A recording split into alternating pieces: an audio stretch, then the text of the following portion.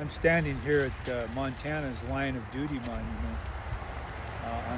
next to the state capitol in Helena.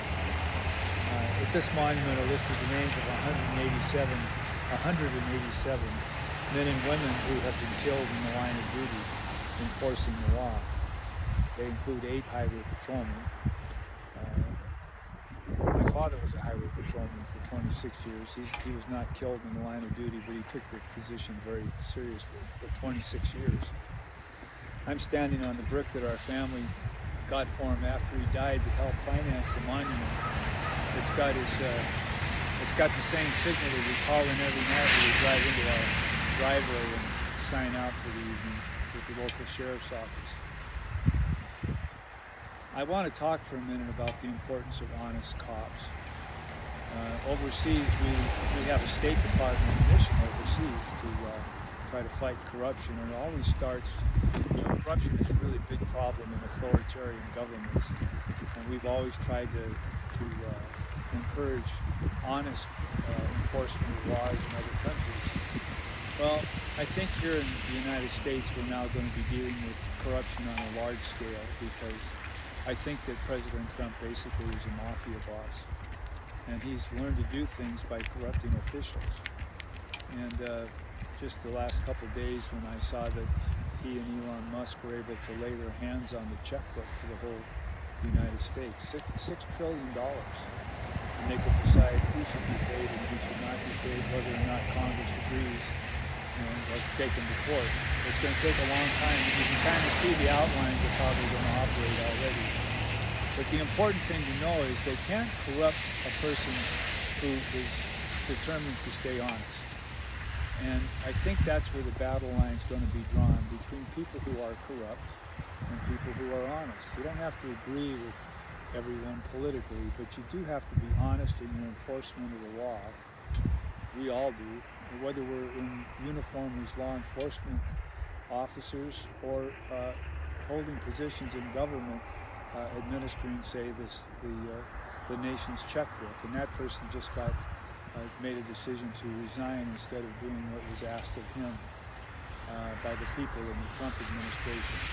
So this is a very serious battle that's going to take place between good and evil, bottom line.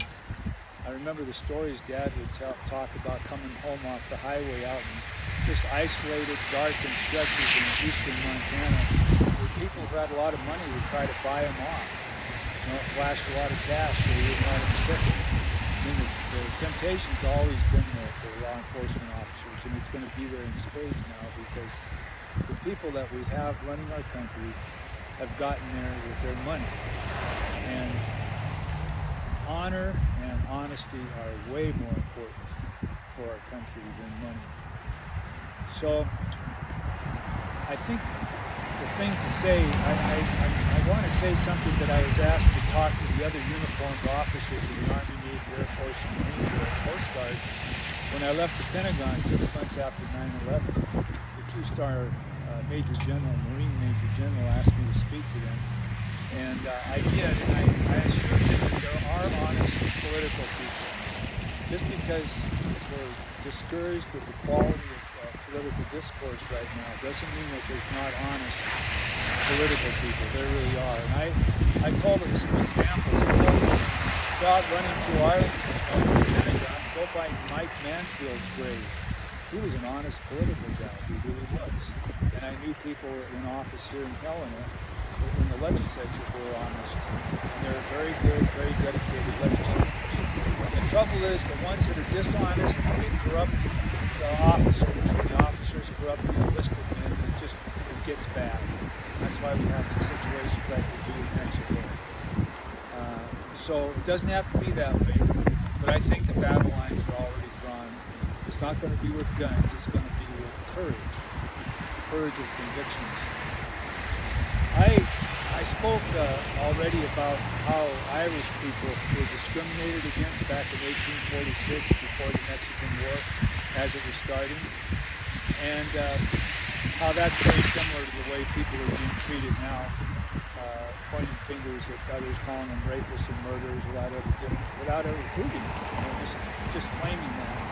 And the same thing would be done for honest police officers, though, called crooks. A lot of them not. And I want to say that I've never really experienced that kind of discrimination myself. I've been called a crook because I've been in politics.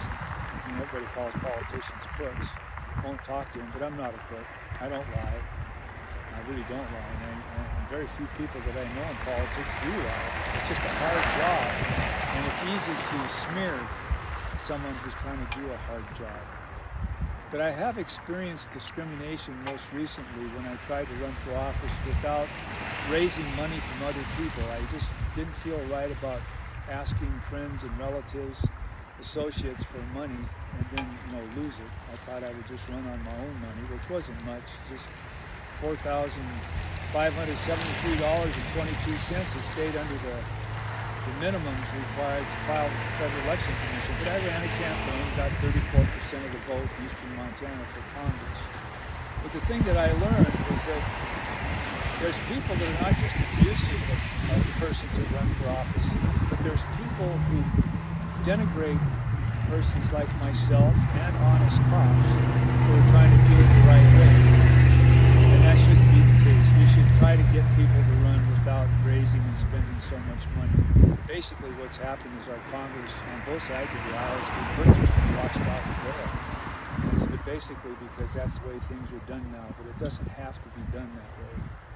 So I would like to encourage you to help support honest law enforcement officers and administrators of the law. And when you hear people lying or calling people liars, I think you should ask ask twice about what's going on there.